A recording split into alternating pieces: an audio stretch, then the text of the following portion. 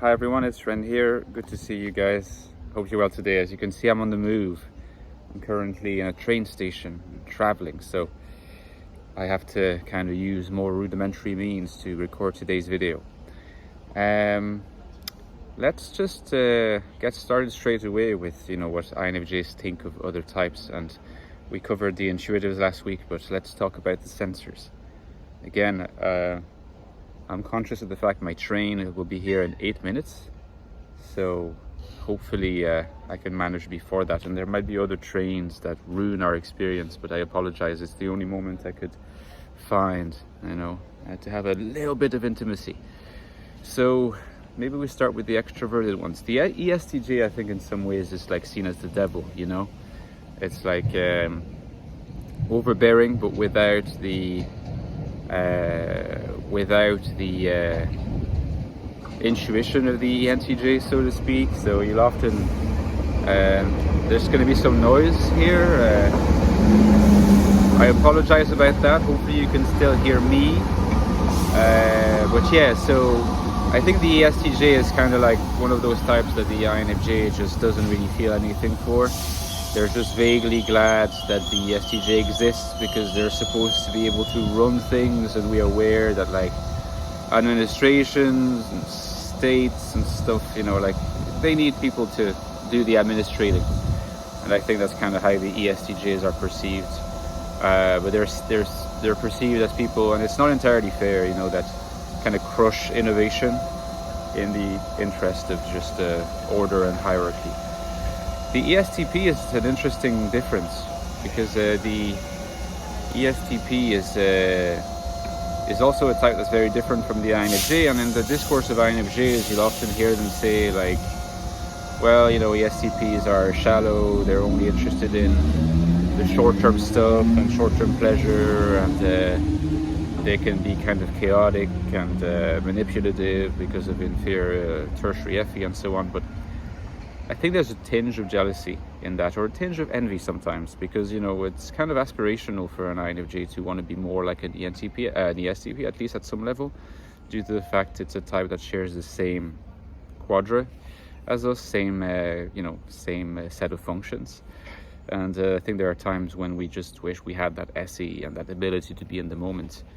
I think the ESFJ is kind of similar to the ESTJ for the INFJ. Not a lot of love there, particularly if the FE is overbearing. And in the case of the ESFP, I think the INFJ, I've always said that I think that there's going to be a preference for ESTPs because of a better FE connection. I think sometimes ESFPs are a bit of a conundrum to INFJs. INFJs can realize that they underestimate ESFP's intelligence and ability for adaptation, but the combination of aggressive SE plus very individual FI is just kind of it's a tough nut to crack, and it's rare that an INFJ would have an ESFP as one of their best friends. ISFP is kind of similar, except less in your face. I think that a lot of INFJs kind of envy that aesthetic sensibility that is a little bit more developed and still is likely to have a conceptual dimension through tertiary NI, if the tertiary NI is well developed. So you can see that in the Singer of the Weekend, for instance. But again, hard to completely relate to, because it's a type that's so different.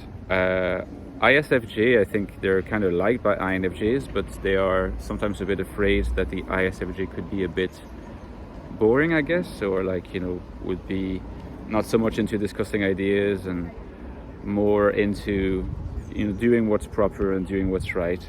Again, there's a serious level of underestimation of ISFJs at that level, because ISFJs can be very intellectual as well, in which case they often look like INTPs. ISTPs, I've noticed something, is that INFJs in my audience have really allowed me to realize that ISTPs are probably the favorite sensor among INFJs. And you can really explain it, it has all the advantages of the ESTP, but whilst being way more relaxed and not in your face.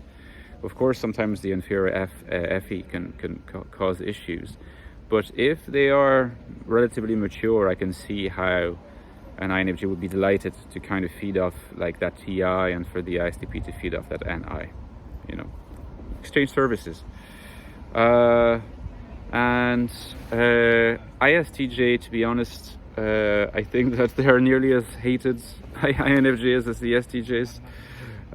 Somehow, you know, they're less overbearing, but sometimes ESTJs, because of tertiary any, can come across a little bit more flexible. They can still have that goofy side to them, which is much less likely to happen in ISTJs.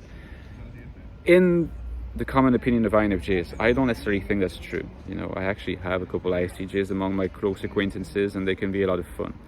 But you sort of need to get them, and you need to sort of appreciate that, yes, like they are going to be kind of straight-laced, at least at some level. But if you can accept them for that, like, you might be surprised. Like, ISTJs often have pretty interesting humor. You just need to be able to kind of spend a bit of time around it to get it, you know. So anyway, my train is probably going to arrive soonish, and I don't want to impose that horrible noise on you yet. So sorry that I couldn't make a video that's more detailed than this. I promise you that it will be the case tomorrow. We'll go back to my room. That sounds kind of creepy. We will, you know, do something a bit more organized, but I just wanted you guys to have something for today. Okay, so I will catch you tomorrow, guys. Take care, enjoy your day. Bye bye.